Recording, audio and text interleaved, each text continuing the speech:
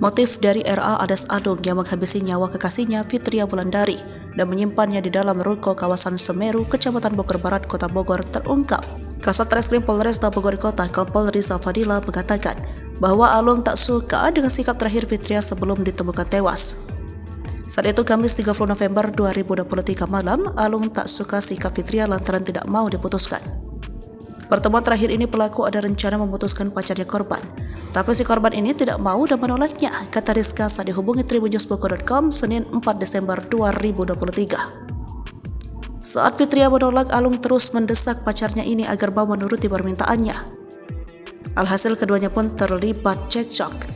Dari hasil keterangan sementara, keduanya pun terlibat cekcok hebat di hari terakhir mereka bertemu itu, tambah Rizka.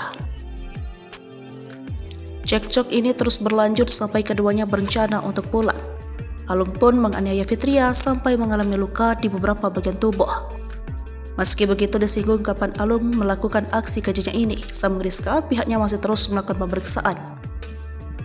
Kapan pembunuhan terjadi itu masih kita lakukan ini pemeriksaan. Untuk rangkaian perbuatannya, terjadi penganiayaan itu sudah kita dapatkan, ujar Rizka.